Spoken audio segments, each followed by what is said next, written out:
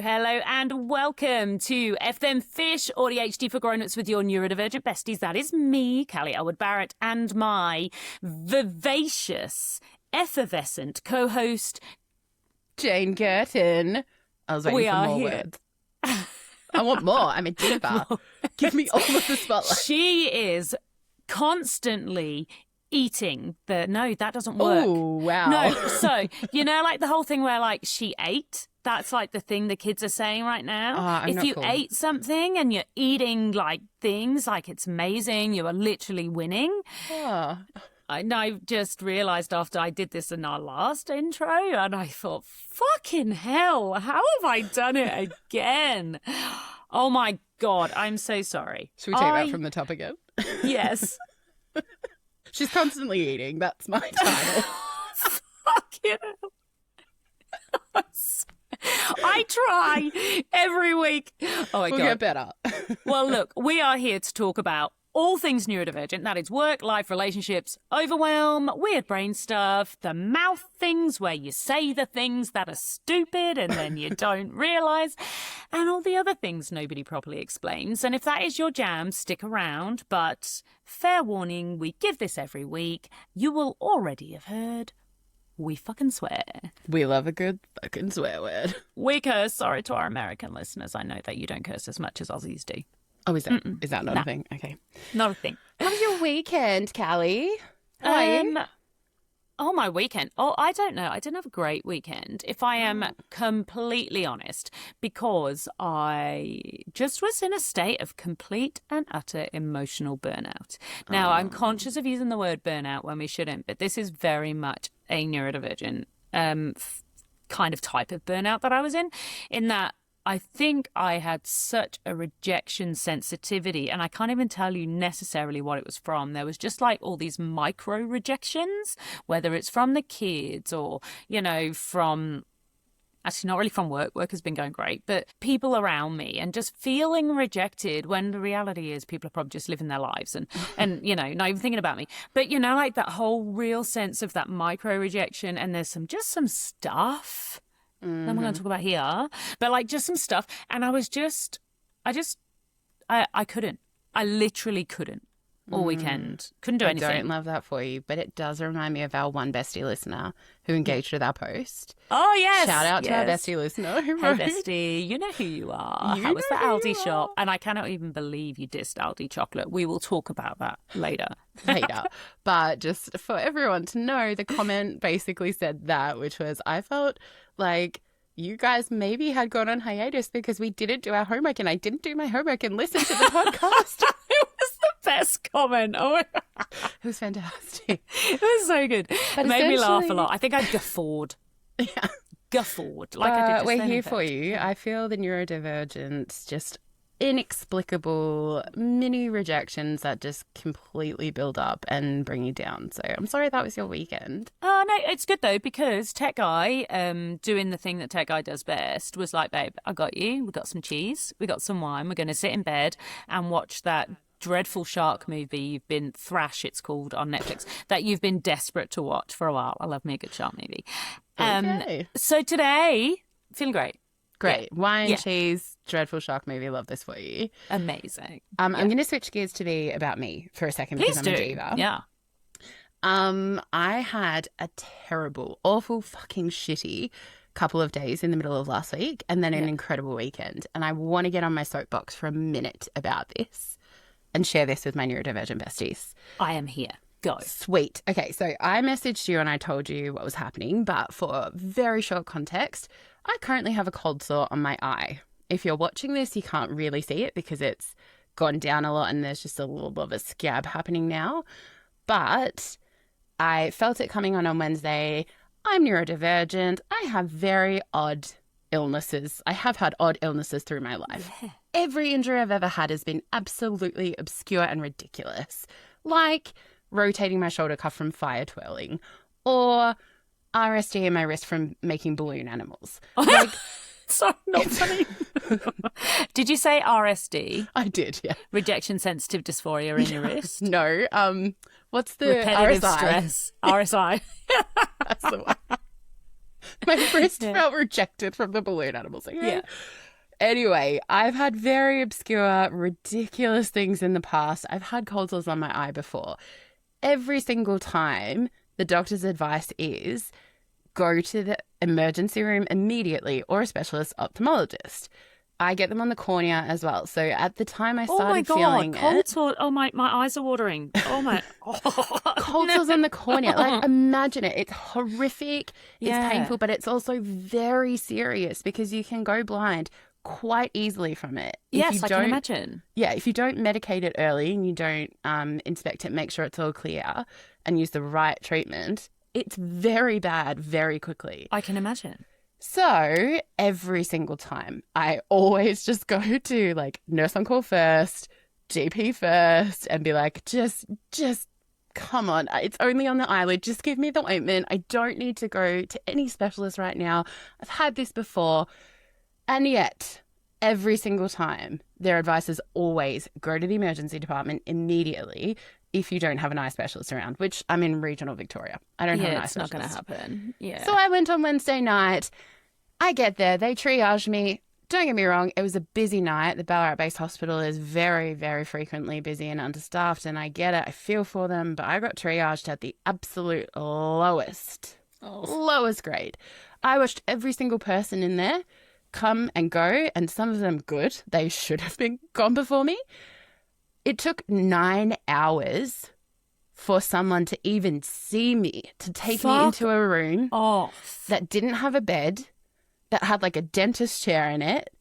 And it had gotten so bad at that point, like it hurt to blink. My eye was swollen. I was like, by this point, there are blisters coming up quite significantly. And I'm thinking, if I had have got medicine 8 hours ago, I would be fine. Anyway, so I get in. The doctor absolutely disregarded me, absolutely didn't listen, basically made me feel worse again, like every single person I talked to about coming into the ED, because you really should have gone to a GP for this.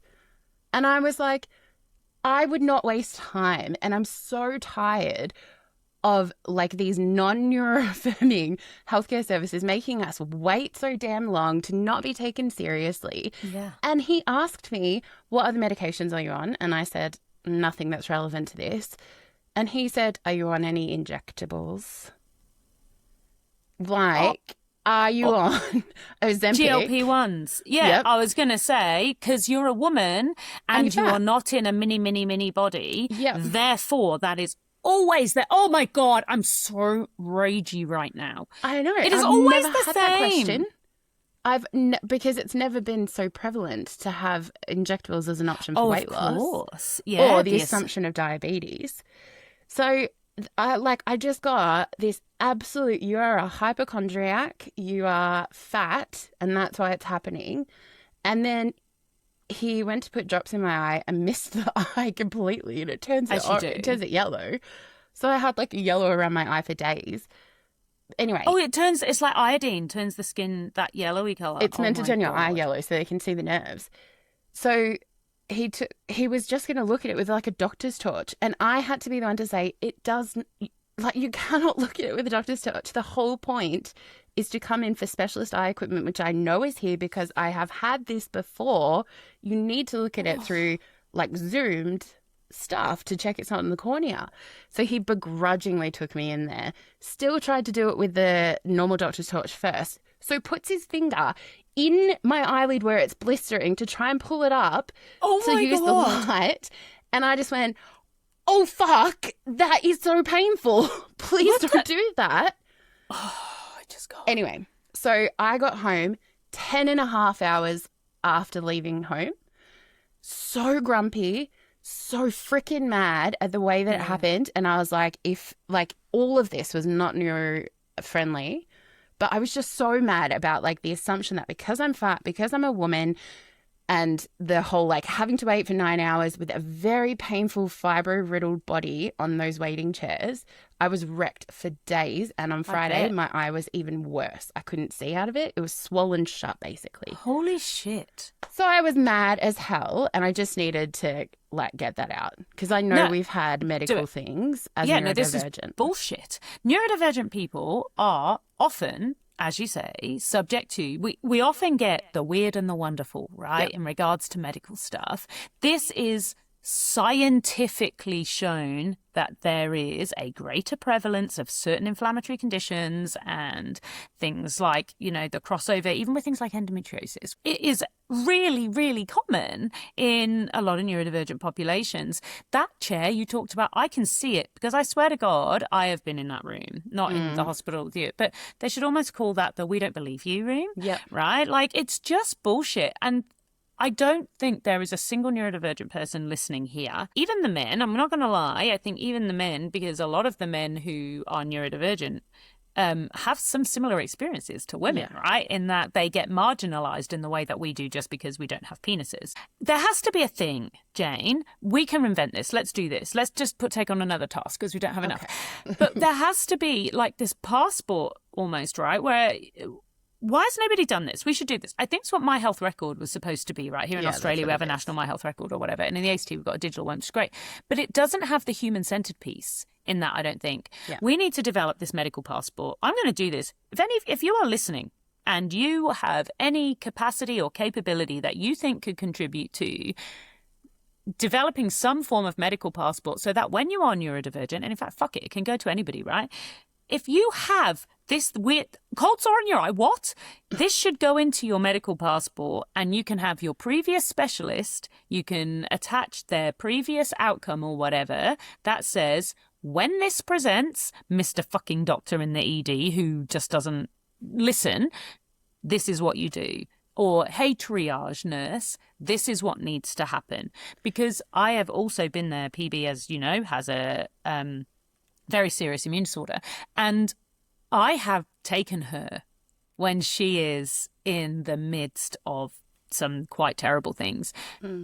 And depending on who you get, I've sat with her similarly for 8-9 hours. And I'm like, you don't understand. She's a At child. this point, we have been told that she may not survive past 5, right? What? And I am here in the emergency room.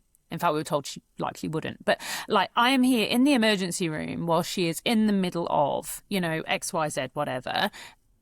And you are making me wait for 8 hours because you don't think it's a thing because her disorder's very rare. You know what I mean? Like, fuck off. And then other times, anyway, sorry. We've spent so much of our lives being told we're wrong or not listened to or not seen. So to have... to know that you have to have emergency medical intervention and to have them not listen or see you or everyone else got offered a sandwich in that waiting room except me. What? And then the nurse, when I finally got taken there, she's like, did you want something to eat? You've been here a long time. And I was like, well, I can't have gluten or dairy. And she was like, okay, I guess we can't give you anything. No apples? There's no Nothing. apples anywhere? Nothing. No apple? You haven't got a single apple? I asked her for water and never got it.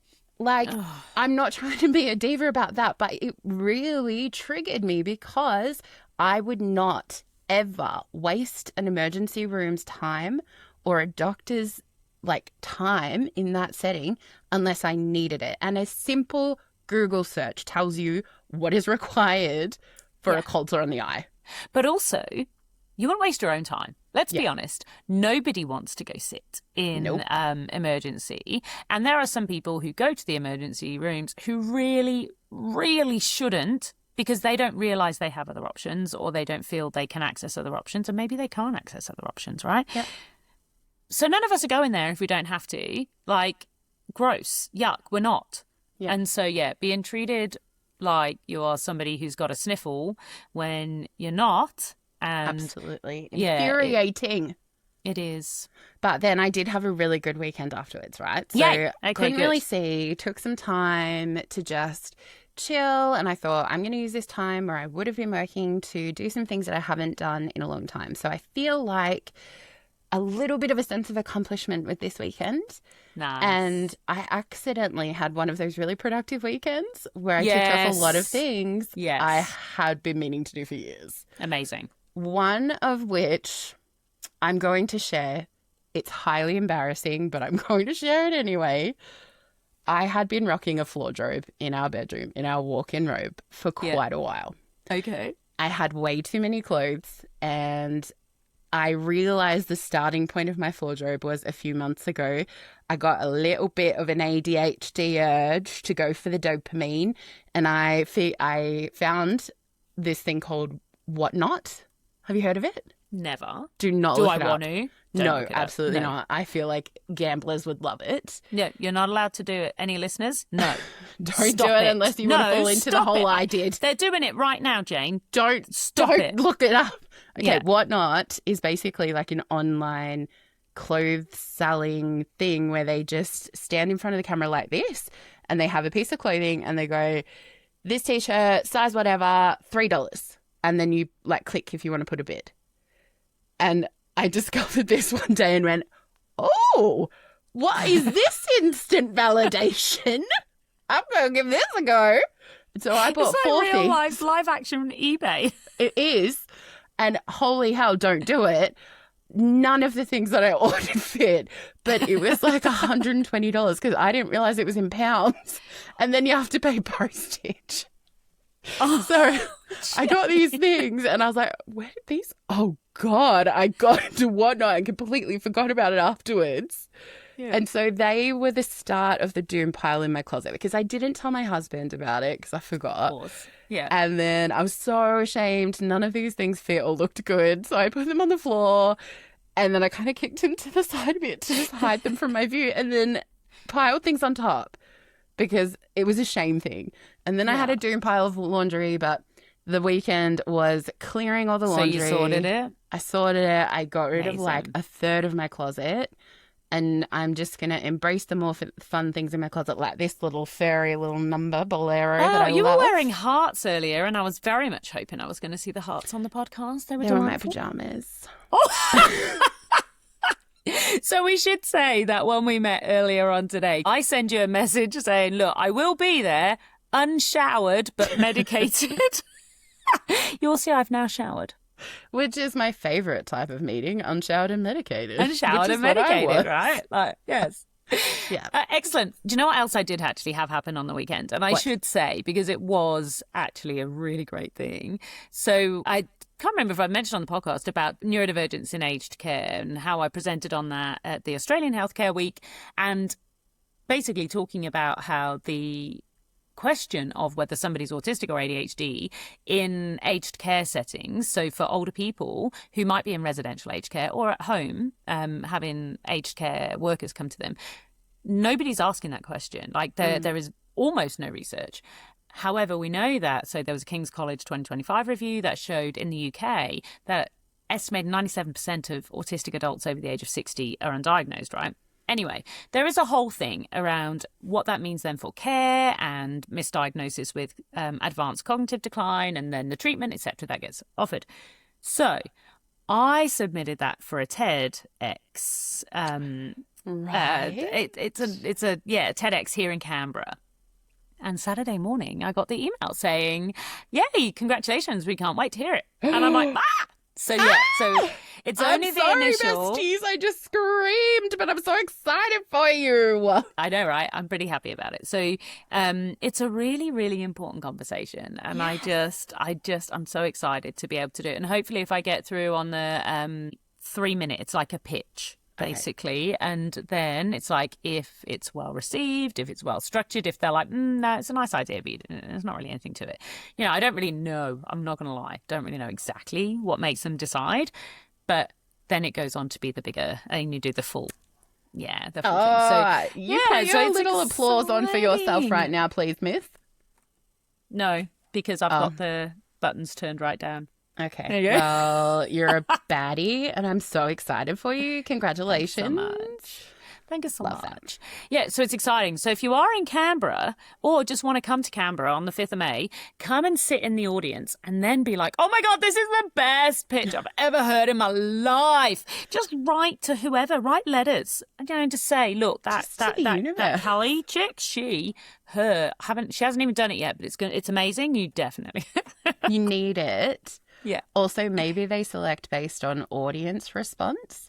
So if you have people there and you clap the loudest, you don't know how they judge. Some whooping, exactly. Yeah. Woo! They give a load of validation. next week I've got the Neurodiversity Summit, the Australian Neurodiversity Summit coming up that I'm MCing. I'm excited about that.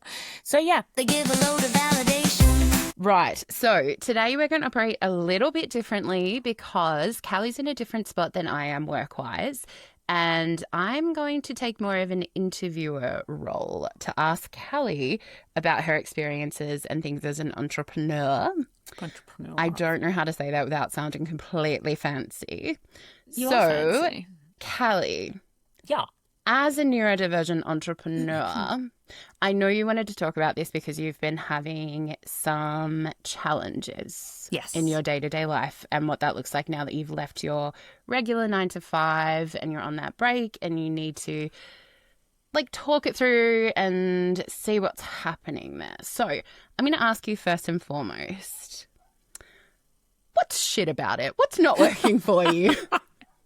Well, and this is kind of what made me want to talk about it, right? So I get asked all the time about, oh, you've left. And, you know, I had a very well-paying job beforehand. And why would you leave that? Like, why? Why would you do that? And it was incredibly secure. It was with government, so it was very, very secure.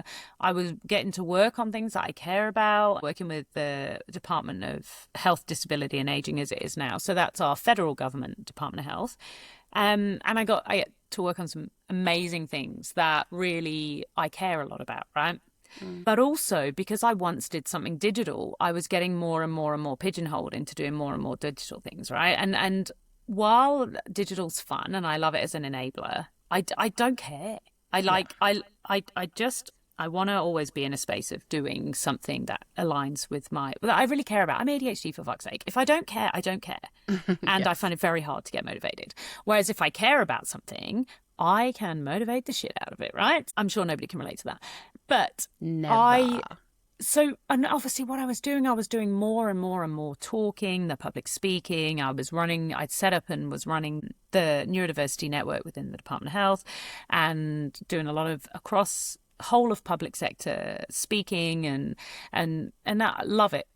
And people were asking me as well to go in and almost coach like leaders who were struggling with neurodivergent related issues, right? Yeah. Either because they were neurodivergent, their staff were, and there's no frameworks, blah, blah, blah, the usual thing, right? And I was like, you know what? I really love doing this. I feel like I'm giving more to society by doing this. So I'm gonna see if I can make a business of it, you know? The amount of requests I have weekly, I was at the point of almost doing something every week.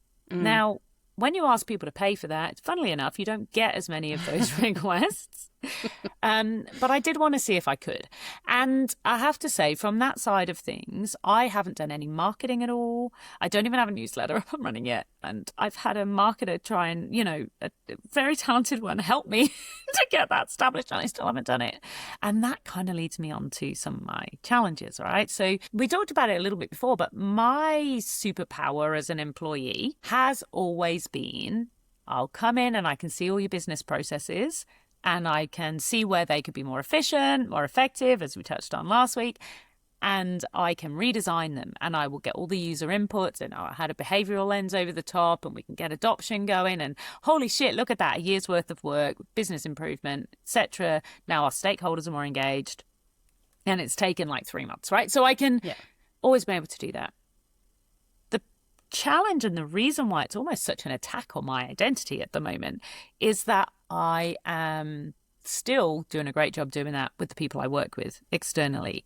But for myself, I'm just not. I'm not getting stuff done for myself.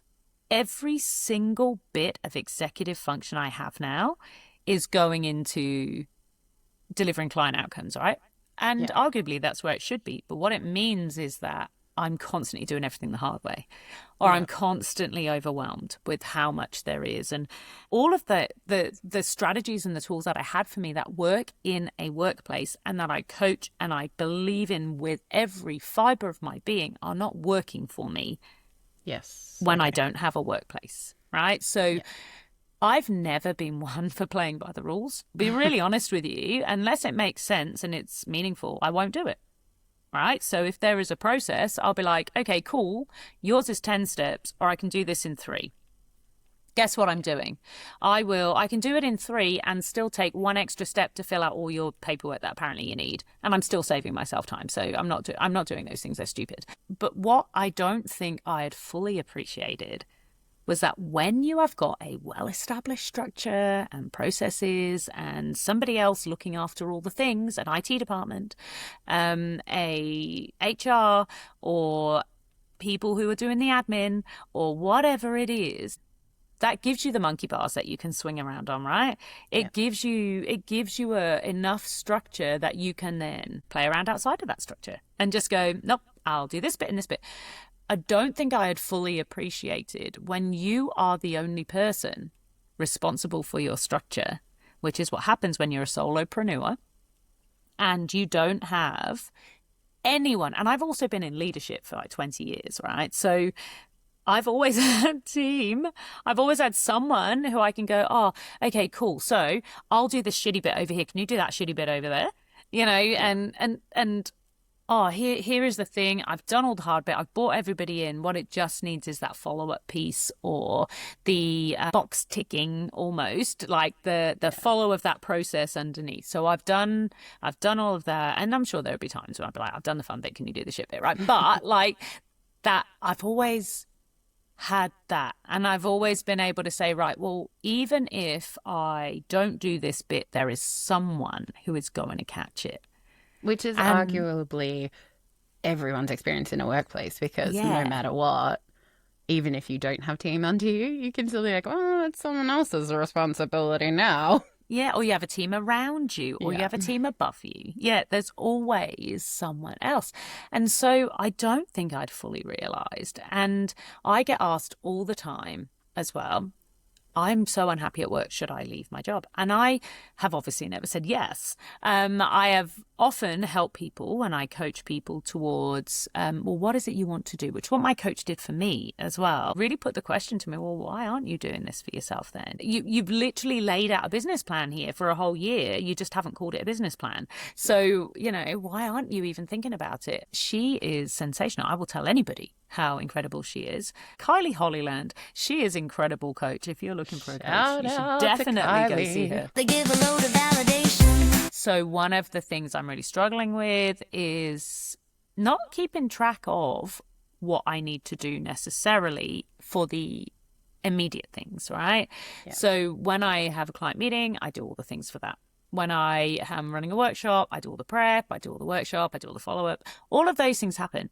It's the stuff in the background. It's the writing a newsletter to try and actually keep my business sustainable and viable, you know, like so that I can tell people what we're doing. We can showcase all of the stuff we're doing, even basic marketing. I'm not doing any social media. Social media is a big part of my business plan because of the fact that it has always been incredibly successful for me and around the podcast, all those sorts of things. I'm not writing the articles that I need to be writing, you know, so it's those sorts of things in the background.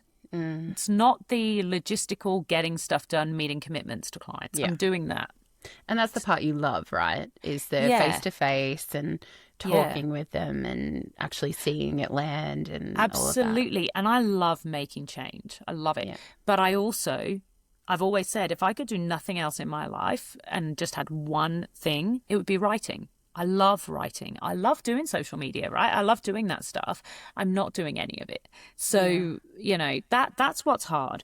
But I did make a little list of the things that I used to love in a workplace that don't work for me right now. So I can go into those unless you have any other questions. I do have a question, but it's a curveball, and I don't know whether I want to hit you with it, but I'm going to because I'm going to get you to in a bit. Yeah. But look, I guess my TLDR version of that is, should people leave their jobs? If you have ADHD, look, ADHD, as we know, are highly represented in entrepreneurship, right? Like there's a lot of ADHDers who are entrepreneurs because we're really well suited to that. And also sometimes, and I have coached people who are in this space, we're really badly suited to being in a team environment, right? And I've had to have those conversations of, hey, I don't think the environment is the problem that you're experiencing. I think it's your disconnect with the environment, or it's your inability to connect with the environment as it's structured. We've worked through everything around what you can control, what's in your circle of control and influence, what you can change. And when there comes a point where you can no longer reasonably expect that environment or the people in that environment to change, because it's now changing at detriment to that environment or to those other people around you, you have to take some responsibility now for identifying that maybe you need to move on, right? So, which is very freeing.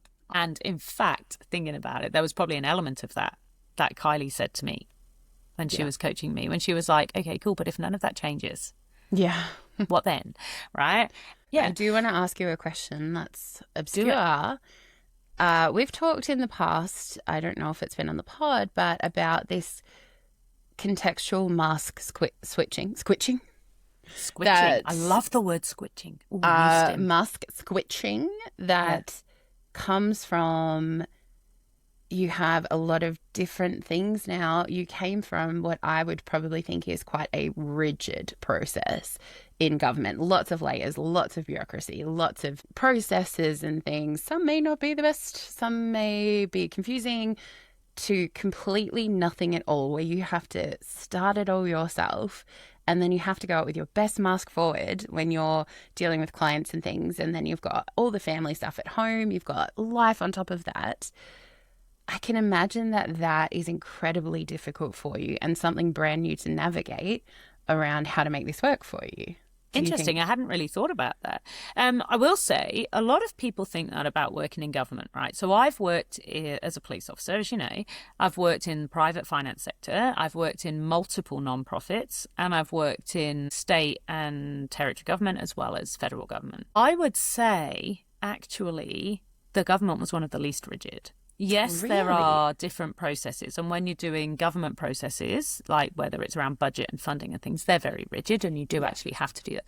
But I would say you have a lot more freedom within government to In your be day-to-day, able... is that what you mean? Yeah, and to be able to do things differently. And you're expected to, like we have things around stewardship and you're spending taxpayer money. So therefore, if there's a better way of doing it, you're expected to Do it. To highlight that, right? Like that is the responsibility. I used to take my responsibility of working in government obviously very seriously because I believe deeply in that. And I've found when you're in private sector or something like that, it's much more rigid because everything is much more profit-based. So you must make profit, whereas in government, you don't have to make profit. And there is something incredibly freeing about that flex. And I love the fact that you don't have to, right? Yeah. So, but the idea of the mask switching, that really brings me to something I have been noticing recently is I haven't been practicing being professional as much lately. And so when I then go out there, I'm like, adults, hi!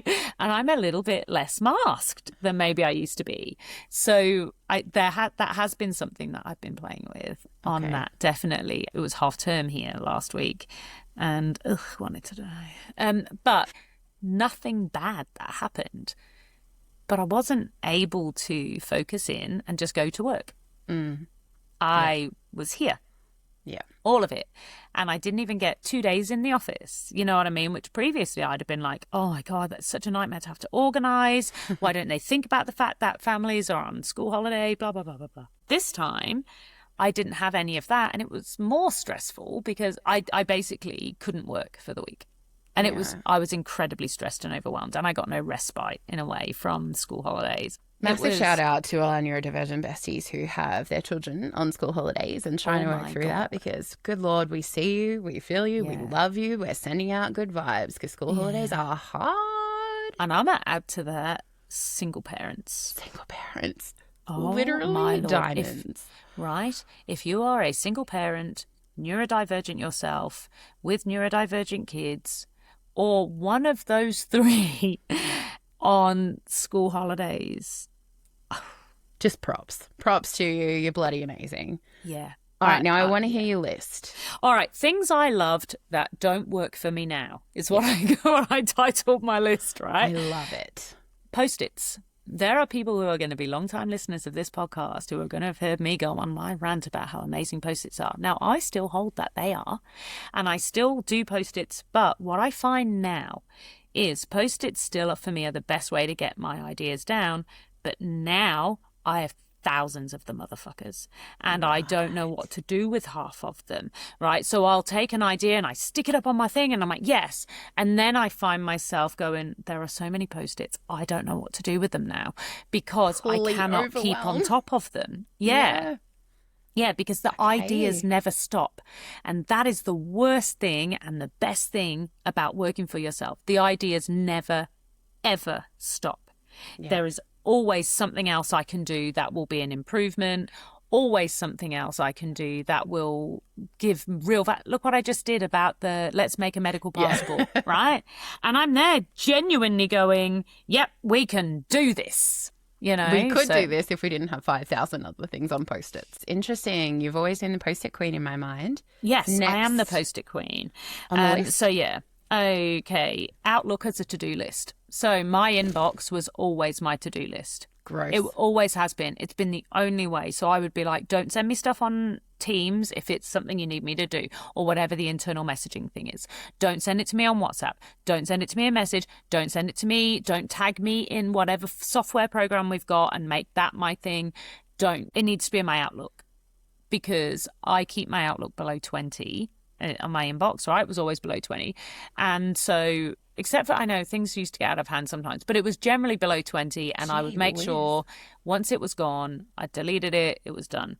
And it doesn't work anymore because I don't have the ability to necessarily say that now because I'm the one who's got it in various other things. So what I'm looking for, and I put the challenge to tech guy, is to create me an AI thing that can scrape everything and then put it all into my inbox or something like that, right? Anyway, that's fine. And I don't want to have to pay $11 billion. So I know there are things out there that do all these things, but what I've found is every single platform, especially the ones that are ADHD. Yeah. They're too fucking complicated. It's literally the digital equivalent of saying, I'm going to get me a new journal and I'm going to be the most organised person there's ever been in my life because I got a journal. No, just because you've now made that journal digital and just because it's got all these other different functionality and they get too complicated and I can't handle it. Okay, are you dissing a new journal? Because I genuinely think they save lives. I bought one recently. They're so good. I haven't even opened it. It's there for when you need a good new journal. I found it the other day. I was like, oh, this is going to help. And then I put it back in the cupboard and I forgot about it again. Before you continue on the list, I just want to say my inbox has never been down to 20 and we are not that different in age. So I don't know if this is I'm slightly younger and therefore I grew up with Teams always being there. And therefore, I've just not been an inbox person. I don't think it's an age thing at all. I am one of the only people I know who do this. I need a single point. And this is about discipline. And this is about training yourself to do the thing. I trained myself and I went, what can I control here? I can control telling people, if you put it in something else, cool, I'm not going to do it. That's so interesting if you look at it from the flip side on those, like as a project manager, I can't work with that. I cannot have just email because I've got a billion different things on a project. No. So we will have discussions. I will make decisions and everything like that in multiple other things. But if it's not something I can do in that immediate moment and you need me to come back to it, it needs to be in my email. Yeah. Okay. And so that's where I was at. And I'm not going to lie, I was often the lead or the decision maker. So sorry, you're just going to have to. Yeah. So it's not working for you now. Is that what you're saying? You used not to working love it? For me now. Okay. Yeah. Sorry. It still helps a little bit. And I still send, because what I would also do is send myself emails. So the 3 o'clock in the morning when your brain goes, fuck, I didn't do the thing. Or, oh my God, I've had the best idea. I send them on email to myself and then it would sit in my inbox until I was able to get to it. Right. And nothing got deleted out of my inbox until it was done. Okay. So it was a brilliant way of doing it. Not anymore. Yeah. So, yeah. All right. Next. We kind of have covered constantly going outside of the lines. Yes. Can't do that now because I'm the only one. I go outside the lines. There are no lines. Yeah. If there's lines, I made them and now I'm going outside. Fucking hell. You have to write them. Yeah. That in itself is hard. Where my chaos was a superpower, and these are all words in just assume I'm doing inverted commas, right? Sure. Yeah. Where my chaos was a superpower, it is now a liability.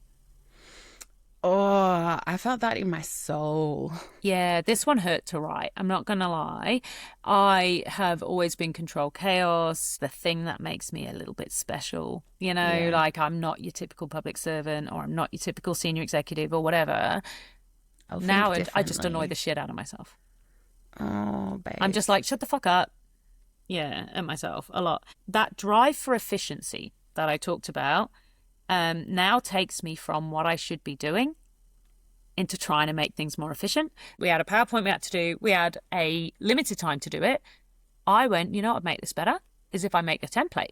And I went off and fucking spent, 6 hours making a fucking PowerPoint template because I'm so also a fucking perfectionist. I'm so annoying, Jayne. Look how annoying I am. You're not annoying, but I feel for you. And sometimes I get lost in that too. I'm absolutely the one that's constantly saying at the moment, progress over perfection. But that's more a reminder to myself. Yeah. And sometimes I do that. So I make a lot of systems and I've been exceptionally, and this is the thing that I think is really important here, right? And I know this leads into multiple other conversations. I have been exceptionally high performing. Notice I'm not going to say high functioning here. Yes. I am an exceptional high performer. And if we're going to use that disgusting language of functioning, high functioning, right? Like I was having a conversation with somebody who I think is incredibly smart and incredibly has a lot of good insights about me. Anxiety. It wasn't you, but you are another one. Wow. But about how the anxiety has always made me do that, right? Yes. So there's a whole other thing, and I'm high performing because I can be very disciplined. Now, in a hyper-focused couple way, but also I very much believe in personal responsibility, and I think that's missing from some conversations. Okay, I get it. I psychoanalyze myself, anxiety, personal responsibility. Okay, I get it, right? But there is a cost to everything. If you want to be high-performing, successful, blah, blah, blah, blah, blah, those things, then you just have to be prepared to pay the cost. If you want to be a top athlete, you pay the cost of the training, right? You have to commit to training. If you want to be somebody whose life runs a little smoother, you have to be prepared to pay the cost of developing strategies, systems, and tools that work for you to do that. That is the cost. They're not going to be the same as everyone else's. That would be silly. But you have to. So we have a couple of things I've always done. Nike it. Just do it, right? If you cannot Nike something, right, do not go, oh yeah, that needs doing, and then fucking trick yourself, lie to yourself that your ADHD bullshit brain is going to let you do that later, because it's not. So I've got the other people in my house on board with that now as well. And I hear them regularly saying, look, we're going to need to just Nike it, right? So, and you're welcome, Nike brand, whatever. Love this. If you want to sponsor us, please do. We'd love it. That's fine. I love shoes. So that has been a strategy, right? And I don't let myself do that so much at the moment. But it's about, like, that high performing piece, I just Nike things. I just get them done. I never think it's somebody else's responsibility to do the difficult bits, just the boring bits I'm not very good at. But now they're all my responsibility anyway. So, yeah. Is there anything else on your list of things you used Only to that love? there was nobody else now to delegate to, and we've already covered. Where are all the people that we need to delegate our things to? They give a load of validation. Speaking of strategies, let's talk about, do you have any strategies that you found that work for you? Yes, I do. So what I've been noticing now, I have got a basic, can we say bitch? Are we saying bitch? Basic bitch. I've said it a million times. I'm a cool bitch. You are a cool bitch. Thank you. I am a basic bitch, but I've got a basic bitch whiteboard, right, which sits just here on my desk. Normally I have to move it for every phone call because it's got stuff on it. And what I've been doing is I've been dividing things into critical and important, because as an ADHD, everything's important. Yeah, everything's important. Let's not kid ourselves that we don't think everything's important, because it is. Because it's a whiteboard and it couldn't possibly capture just the sheer volume of tasks I currently have on the go. It is about what are my top of mind. I know that they're going to become time sensitive soon. What are the things that I've got the highest, rewards from, etc., etc. They go on the important list. Yeah. And then on a daily basis, I put things on the critical list. And so there might be 3, hopefully just 3, but up to 5 things on the critical list that must be done today, if nothing else. So being able to decide something is critical rather than important, it again is a discipline piece where I've forced myself to say, do the critical things. Shut your bullshit, do the critical things, right? And look, it's not fail proof. It's not like never does, never fails, but it never fails. Quietens the noise. So there is so much noise because there's so many important things. So I've been working on that and tech guy's working on a digital thing for me. But again, if it's not immediately visible, I need things to be visible. Otherwise, I forget about them. If I can't see it, it's gone. So yeah, how do you on my go whiteboard. with like if your brain is super excited about something, but it's not critical, but you just want to focus on that? So that's one of my other strategies is developing a parking lot. Oh my God, I hate that term. But yes, go. Me too. I fucking hate it. Let's come up with a different term. I'm swearing a lot today, sorry. It's fine. But let's come up with a different term because I have to park things. But maybe we call it the not yet lot. Yeah, that's fine. That's the not yet lot. No, The I don't not know if yet I like quest? the sound of that. The side quest alley. I don't know. But it needs to be the things that I absolutely want to do. And you can they're use it as a important. motivation for when you get the others done. Well, and that's another thing. So celebrating the small wins, right? Yeah. And this is something I did with a friend just the other day, and I went, oh my God, why don't I do that in my business? And now I need to. So with a friend of mine, I won't give any information about their circumstances, but they were like, yeah, I had a really tough week. And again, it wasn't you. I had a really tough week and this, that, and the other. And then I've had to do this. And then this was a thing I had to do and I had to do that. And then amongst all that, I had to do this other thing. And I was like, holy fucking shit. Can you just stop for a sec? Because let me tell you all the things you did. Yeah. And I went, so you did this, did this, did this. And some of these were really emotionally hard and yucky things to do, right? And you did all of this. You smashed it at work through this, this, and this from what I'm hearing, even though she hadn't said them as achievements. It was like, these are things I've had to do. And then I said, and in amongst all of that, you showed up for the people around you by doing this thing that was one of the hardest things you've ever had to do in your life.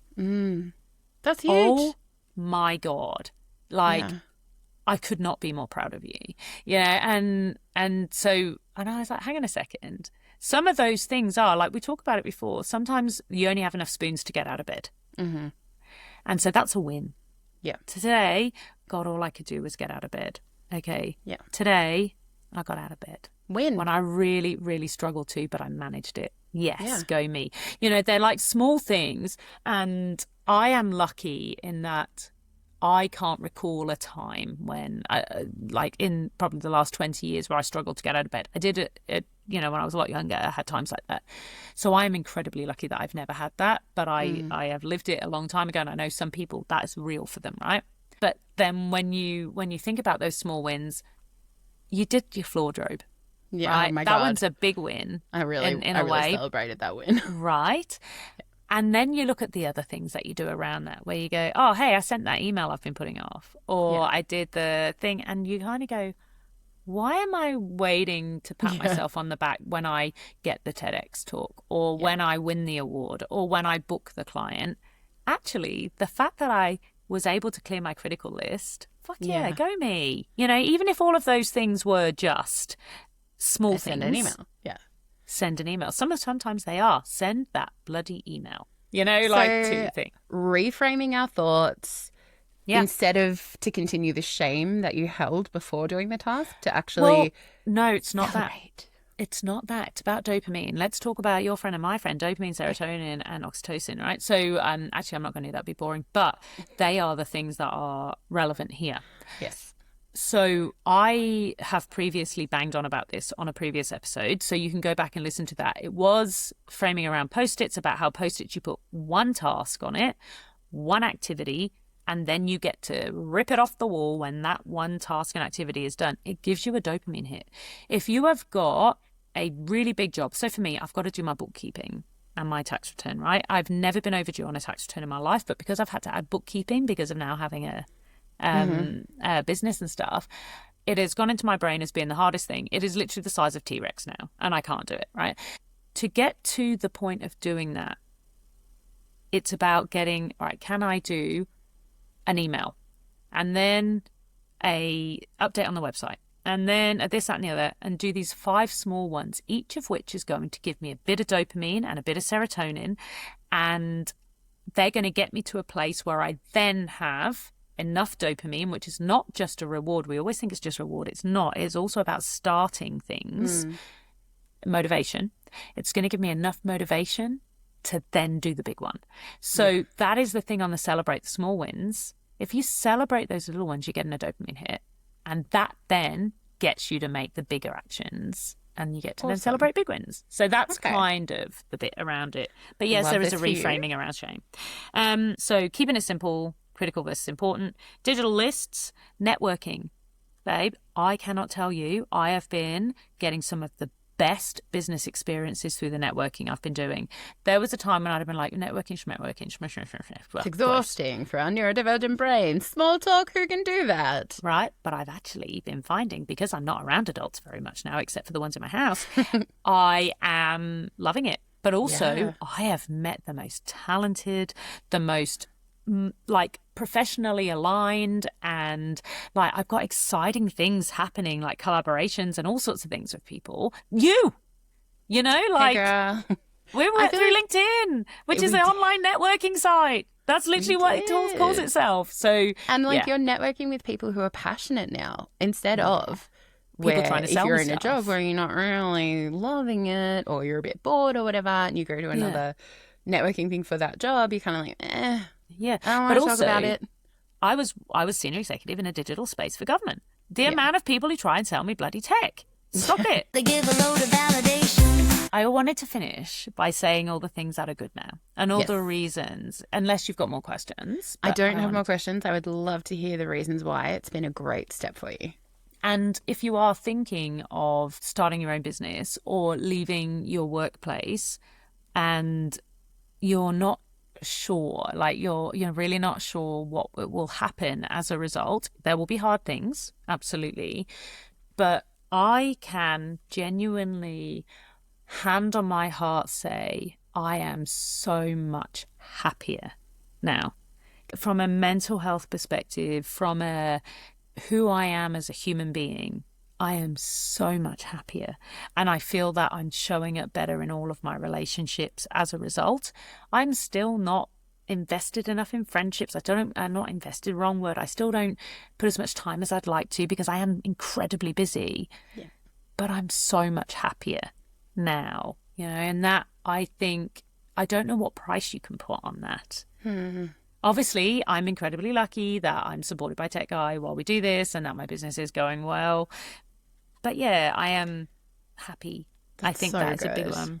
And let's link it back to the medical thing at the start, right? If you're unhappy, if you're not doing well, if you're not in alignment with where your soul's going to be, you're going to be riddled with cold sores on your eyes and things. Well, amazingly, my health has never been better. I think it is. I've reduced recently so much medication, not like my ADHD ones, but for other things, because my body seemed, I hadn't even put that together. Holy shit.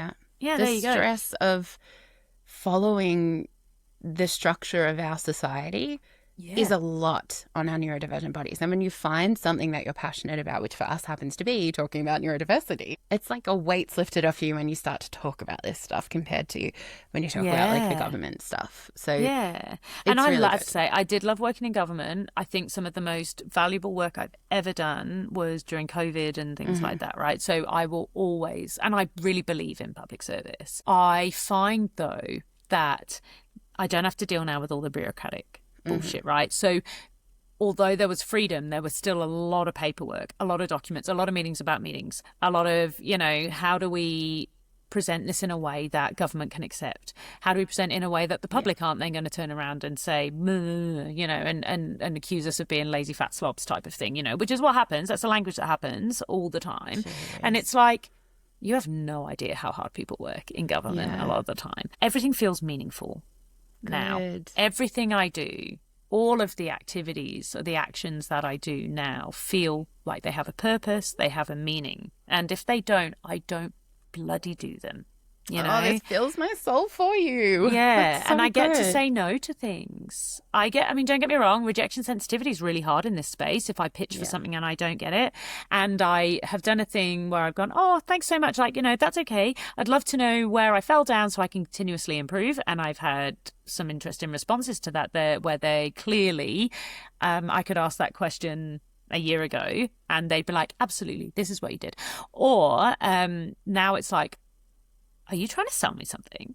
You know, or how dare you ask me that question? How rude. And I'm like, I literally had the how rude kind of a response. And I was like, oh, I'm so sorry. This was just about my growth because I respect you as the procurer, and I wanted to, I'm a baby business and I need to improve. And so, that was, anyway. God. But the final one. Yes. I get to make all the decisions, and I fucking love making decisions. I love it. I love that the buck always used to stop with me in government around a lot of the work for my branch or whatever, right? And I love that now. There are times I have to balance it, like with the stuff we do with co-founders and things, where I'm just like, actually, and I love growing, and I feel that I'm growing in that way from I've become from a senior leader position. I am now a senior leader in my business that I've set up. But actually, we've got all these other things over here. And I love that I'm getting to grow into that in a much lower risk way. That's not then... Yeah, do you know what I mean? Yeah. It's not going to have these really serious ramifications. That your brain and how it works and how it sees all the little dots everywhere. You are so considered that I can see that freedom of being able to go, I don't have to wait for this other invisible half of my job being socio-political factors that come into play when you're working in a structure and a system. Yeah. If you could just separate all that and go, I see all the things connecting and I see the endpoint and this is my decision. I love that for you. And so if you like making decisions, now if you are someone who doesn't, and I know there are people out there who really don't like making decisions, then the answer would have to be no. Do not leave your job, because you have to make all of the decisions. You have to make the decision from what type of printer paper you're going to get to print out different things, like legitimately, to what color you're going to have and what's the hex code that you're going to use on a website, to should I take this client who will give me a lot of money, but it's not who I want to work with. But I'm probably going to be miserable doing that particular work because they're going to be a lot of hard work, So you did say at the start of this that you felt like your identity was in question. So it sounds like if you are someone who really knows yourself, you've done that work, you know how your brain works, you know what you need, it's going to be a bit of an easier transition. And are you getting to that point now where you feel like you're getting to know yourself a bit better about that? Yeah, what I love is that I jump for the right reasons, and I am such a values person. My thing has always been, I want to make a difference. I'm never going to be satisfied with not making things better. I've got voice tattooed on my wrist because I care so deeply about giving a voice to people who don't have one, I've always been that. I guess I'm to be uncharitable, a do-gooder in a way, because I feel the weight of privilege I have, but I don't see that as a negative thing. I'm like, how fucking lucky am I that I get to sometimes be in a room? How lucky am I that I get to influence policy at a national level? How lucky am I that I get to help drive the conversation at an international level? Yeah. How lucky am I? And I love that. I love standing on stage. I love being on the podcast. I love all of this stuff. Not everybody does. Yeah. So, yeah. Oh, I love this for you. We have gone so far over time, but let's end it as we always do, which is we'll get better at life. We will. We're continuing to get better. I actually really enjoy the fact that when I left and the change now, that in how I do business, the things I thought were important, the things that I thought my business was going to be, and it's not that now. Yeah. So it's exciting. It is so exciting. And I love that I met you, and other people that I now get to spend time with all the time. I'm sorry, let's just cut that sentence out. You love that you met me. And we will end it there, besties.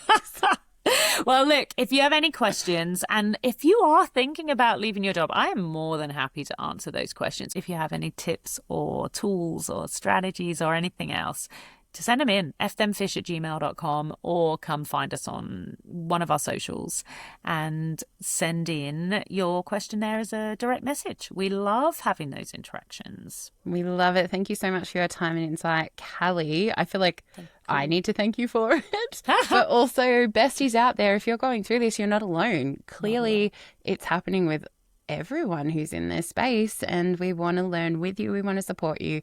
That's what your neurodivergent besties do. Yeah. On that note, we'll see you next week. Have a wonderful week. Stay safe.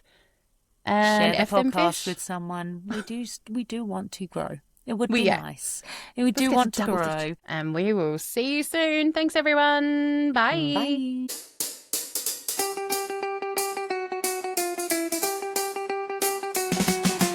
It's Callie and friends. We're too cool, Neurokin and sharing good neurodivergent things. They be clever and quick with a fair bit of sergeant sidestepping, but a step in the right direction, a slight autistic correction.